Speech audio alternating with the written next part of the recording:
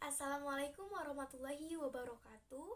Perkenalkan, nama saya Halimatus Sadia dari kelas 11 MIPA 2. Di sini, saya akan memaparkan materi mengenai pertumbuhan dan pembangunan ekonomi. Definisi dari pertumbuhan ekonomi yaitu pertumbuhan ekonomi merupakan keadaan perekonomian suatu negara saat mengalami peningkatan pendapatan melalui peningkatan output produksi barang dan jasa nasional. Peningkatan pendapatan tidak ada kaitannya sama sekali dengan peningkatan jumlah penduduk, kualitas kesehatan, dan juga sebagainya. Teori pertumbuhan ekonomi ada 4 aliran. Yang pertama yaitu ada aliran klasik, yang kedua ada aliran neoklasik, yang ketiga ada aliran historis, dan yang keempat ada aliran modern. Untuk aliran klasik yang pertama ada teori dari Adam Smith. Menurut Adam Smith, pertumbuhan ekonomi suatu negara bergantung kepada pertambahan jumlah penduduk nasional. Misalkan, ada negara X yang jumlah penduduknya sedikit, lalu ada negara Y yang jumlah penduduknya lebih banyak. Berarti, kebutuhan masyarakat di negara X lebih sedikit, sehingga permintaan terhadap barang dan jasanya pun tidak banyak. Sedangkan di negara Y yang jumlah penduduknya lebih banyak, sehingga permintaan terhadap barang dan jasanya pun lebih banyak. Jadi lebih banyak lagi barang dan jasa yang dihasilkan untuk memenuhi kebutuhan penduduknya. Alhasil, pertumbuhan ekonomi di negara Y meningkat. Lalu, teori yang kedua dari aliran klasik yaitu teorinya David Ricardo. Menurut David Ricardo, kenaikan jumlah penduduk akan meningkatkan jumlah tenaga kerja pula. Contohnya seperti ini.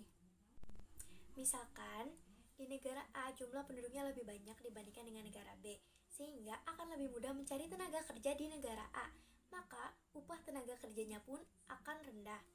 Sedangkan di negara B, yang jumlah penduduknya relatif sedikit, akan lebih sulit untuk mencari tenaga kerja, sehingga upah tenaga kerjanya pun akan relatif tinggi. Jadi, menurut David Ricardo, semakin banyak jumlah tenaga kerja, maka upahnya juga akan menurun, sehingga perekonomian suatu negara akan mengalami kepandengan. Lalu, aliran yang kedua adalah aliran neoklasik. Di sini terdapat teori dari Robert M. Solow. Menurut Robert M. Solow, pertumbuhan ekonomi merupakan hasil dari kegiatan manusia. Lalu ada teori menurut Joseph Schumpeter. Menurut Joseph Schumpeter, pertumbuhan ekonomi dipengaruhi oleh jiwa kewirausahaan untuk melakukan inovasi dalam produksi. Teori ini menekankan pada inovasi yang dilakukan oleh para pengusaha, yang mana kemajuan teknologi sangat dipengaruhi oleh jiwa kewirausahaan masyarakat, yang mampu melihat peluang untuk melakukan usaha baru maupun memperluas usaha yang telah ada. Dengan pembukaan usaha baru dan perluasan usaha, tersedia lapangan kerja untuk menyerap tenaga kerja yang terus bertambah setiap tahunnya. Lalu yang ketiga yaitu ada teori dari Harold Domar. Menurut Harold Domar, pertumbuhan ekonomi dipengaruhi oleh investasi. Nah, semakin banyak modal, maka produksi terhadap barang dan jasa juga akan semakin meningkat. Lalu aliran yang ketiga yaitu aliran historis. Di sini ada teori dari Friedrich List. Pertumbuhan ekonomi ditandai dengan perubahan metode produksi. Ini dibagi menjadi 4 masa. Masa yang pertama yaitu masa berburu dan menggembala. Lalu masa yang kedua yaitu masa berternak dan bertani. Kemudian masa yang ketiga yaitu masa bertani dan kerajinan. Lalu masa yang keempat yaitu masa industri dan perdagangan. Lalu ada teori dari Bruno Hildebrand. Menurut Bruno Hildebrand, pertumbuhan ekonomi tercermin dari perubahan cara pertukaran di masyarakat. Nah, perubahan cara pertukaran ini dibagi menjadi 3. Yang pertama yaitu ada cara pertukaran dengan barter. Lalu yang kedua yaitu cara pertukaran dengan uang. Dan yang ketiga yaitu cara pertukaran dengan kredit. Kemudian ada teori dari Werner Sombart.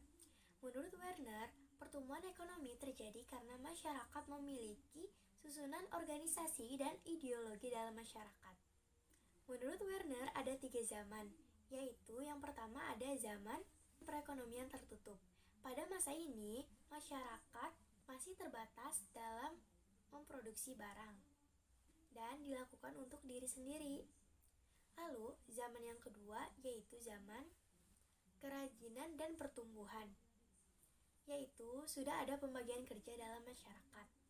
Lalu yang ketiga adalah zaman kapitalis, yaitu sudah ada pemilik modal. Nah, zaman kapitalis dibagi lagi menjadi 4, yaitu yang pertama ada kapitalis purba. Ciri-cirinya yaitu perekonomian masih dicukupkan untuk diri sendiri. Lalu, pertumbuhan ekonominya statis dan bergantung pada sektor pertanian. Lalu ada kapitalis madya. Kegiatan ekonomi sudah mulai dilakukan untuk mencari keuntungan.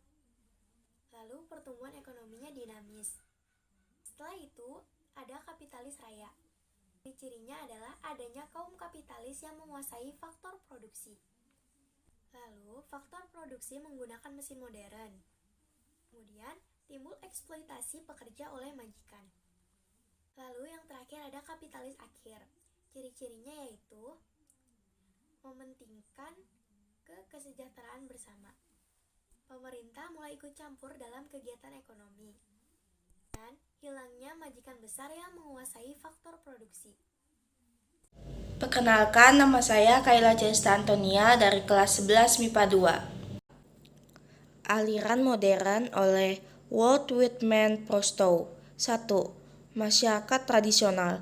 Masyarakat berpegang teguh kepada adat istiadat, produksi dipenuhi untuk diri sendiri dan tidak ada pembagian kerja.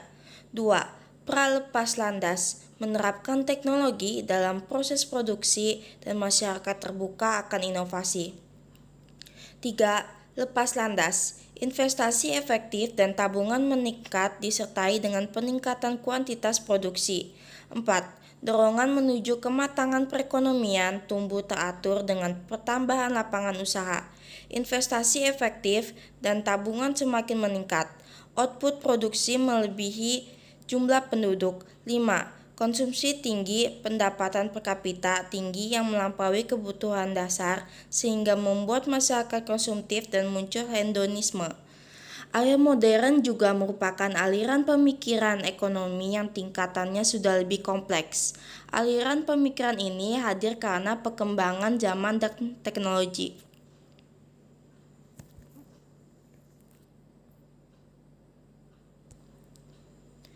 Nah, ada juga perhitungan pertumbuhan ekonomi seperti yang ada di layar. Rumusnya adalah pertumbuhan ekonomi GNP atau GDP T dikurang GNP atau GDP T dikurang 1 per GNP atau GDP T kurang 1 dikali 100%.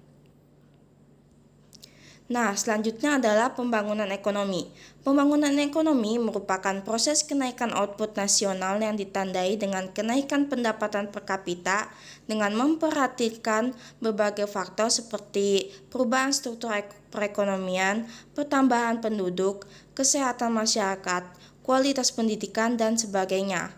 Pembangunan ekonomi merupakan proses yang tak terputus berkaitan dengan peningkatan pendapatan nasional dan pendapatan per kapita sebagai tolak ukur kesejahteraan masyarakat oleh Schumpeter. Kesimpulan dari saya adalah pentingnya pembangunan ekonomi dalam suatu negara dapat meningkatkan distribusi pendapatan yang baik semakin merata di suatu negara. Pembangunan ekonomi juga penting untuk mempersiapkan perekonomian negara yang maju. Perkenalkan, nama saya Muhammad Mubarak. Indikator pembangunan ekonomi. Yang pertama yaitu pendapatan per kapita. Kenaikan pendapatan nasional turut menyebabkan kenaikan pada pendapatan per kapita.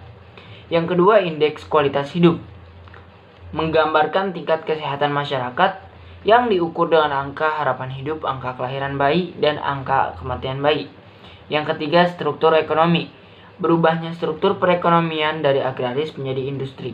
Yang keempat, indeks pembangunan manusia, yaitu ditunjukkan untuk pengembangan sumber daya manusia, diukur dengan lama pendidikan masyarakat dan peningkatan pengetahuan dan keterampilan. Masalah-masalah dalam pembangunan ekonomi. Yang pertama yaitu ketimpangan pendapatan. Yang kedua pengangguran. Yang ketiga kemiskinan. Dan yang keempat tingginya pertumbuhan penduduk. Perbedaan pertumbuhan dan pembangunan ekonomi. Pertumbuhan ekonomi ini yang pertama ditandai dengan kenaikan pendapatan nasional. Sementara pembangunan ekonomi ditandai dengan kenaikan pendapatan per kapita. Yang kedua, pertumbuhan ekonomi tidak terjadi perubahan struktur dalam ekonomi. Sementara pembangunan ekonomi terjadi perubahan struktur dalam ekonomi. Dan yang ketiga, pertumbuhan ekonomi tidak memperhatikan tingkat kesejahteraan masyarakat dan pertumbuhan penduduk. Sementara pembangunan ekonomi memerhatikan kesejahteraan masyarakat dan pertumbuhan penduduk. Sekian dari kelompok kami, kurang lebihnya kami mohon maaf. Wassalamualaikum warahmatullahi wabarakatuh.